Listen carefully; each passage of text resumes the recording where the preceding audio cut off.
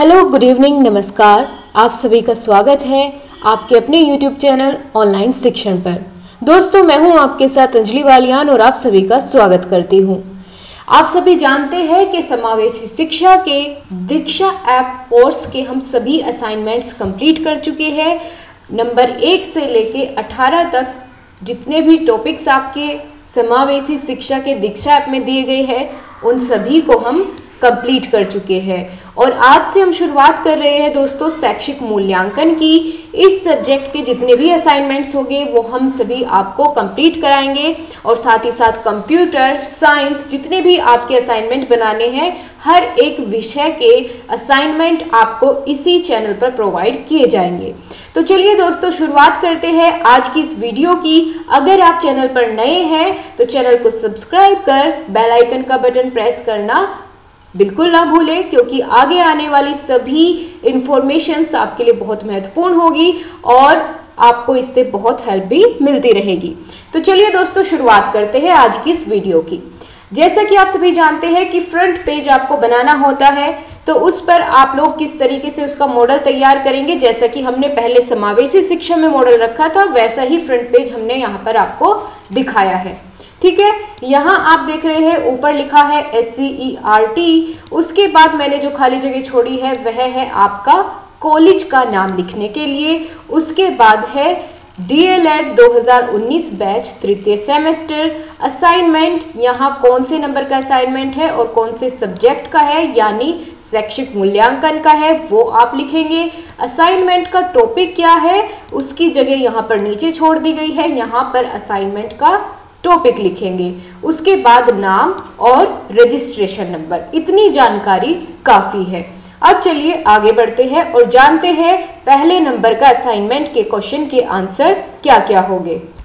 दोस्तों, मैं आप सभी को इन्फॉर्म करना चाहूंगी कि इसकी PDF आपको टेलीग्राम ग्रुप में नहीं मिलेगी, तो आप लोगों को यहीं से अपना असाइनमेंट कंप्लीट करना होगा। आपके पास काफी समय है। असाइनमेंट की डेट आपकी 15 जैन है। शैक्षिक मूल्यांकन के असाइनमेंट को पूरा करने की, कोर्स को पूरा करने की, समावेशी शिक्षा की भी तारीख बढ़कर 15 जनवरी हो गई है नए कोर्स की। ठीक है दोस्तों, तो चलिए शुरू करते हैं। पहला प्रश्न है शैक्षिक मापन की परिभाषा एवं विशेषता समझाइए। सबसे पहले हम बताएंगे कि शैक्षिक मापन की क्या परिभाषा है। जब आप कोर्स को पढ़ना शुरू करेंगे तो वहां पर आपको शैक्षिक मापन का अर्थ भी जानने को मिलेगा, साथ साथ उसकी परिभाषा भी। तो आपसे प्रश्न में परिभाषा पूछी गई है, आप परिभाषा ही यहाँ पर बताएंगे। शैक्षिक मापन की परिभाषा थॉर्नडाइक के अनुसार क्या है कि जो कुछ अस्तित्व में है वह अस्तित्व कुछ परिमाण में होता है एवं जो कुछ परिमाणात्मक रूप में होता है उसका मापन किया जाता है। ठीक है, यहाँ ये परिभाषा हो गई मापन की। दोस्तों, आपकी 3rd सेमेस्टर की सभी क्लासेस चली हुई है, आप उनको लेना बिल्कुल मत भूला कीजिए। कोई भी क्लास मिस ना करें, साथ ही साथ अपने नोट्स बनाते हुए चले ताकि लास्ट टाइम पर आपको कोई भी प्रॉब्लम ना हो। अगली परिभाषा जो हमने यहाँ पर लिखी है वह है प्रोफेसर A.K. दुबे के अनुसार मापन वह व्यवस्थित प्रक्रिया है जो व्यक्ति के शील गुणों की मात्रा अंकित करती है। इसके बाद पूछा गया था दोस्तों शैक्षिक मापन की विशेषताएं, तो चलिए बता देते हैं। एक टेबल की फॉर्म में हमने प्रेजेंट किया है ताकि थोड़ा सा अच्छा लगे देखने पर। तो मापन किसी वस्तु का पूर्ण वर्णन न करके आंशिक वर्णन अत्यंत शुद्धता के साथ करता है। कौन? मापन। मापन की बात चल रही है, यहाँ पर मापन की ही विशेषता बताई जा रही है। मापन मूल्यांकन करने में सहायक होता है। उसके बाद मापन वैज्ञानिक प्रगति का मुख्य आधार होता है और मापन में अनंतता की स्थिति पाई जाती है। मापन में कोई निरपेक्ष शून्य बिंदु नहीं होता है।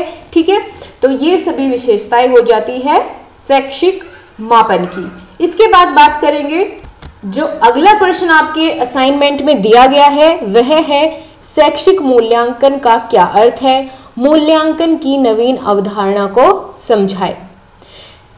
मूल्यांकन का अर्थ क्या होता है?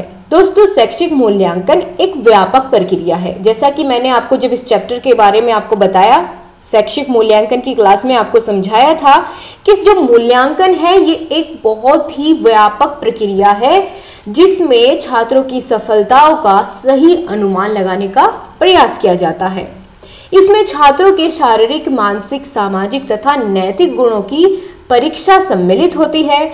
मूल्यांकन में अर्जित ज्ञान और संशोधित व्यवहार दोनों की परख की जाती है, लेकिन मापन में ऐसा बिल्कुल नहीं है। मापन में सिर्फ और सिर्फ अंक प्रदर्शित किए जाते हैं या मात्रा प्रदर्शित की जाती है, जबकि मूल्यांकन में ऐसा नहीं है। मूल्यांकन एक व्यापक प्रक्रिया है, उसमें व्यवहार में क्या क्या बदलाव आए, सब बातों का उसमें ध्यान रखा जाता है।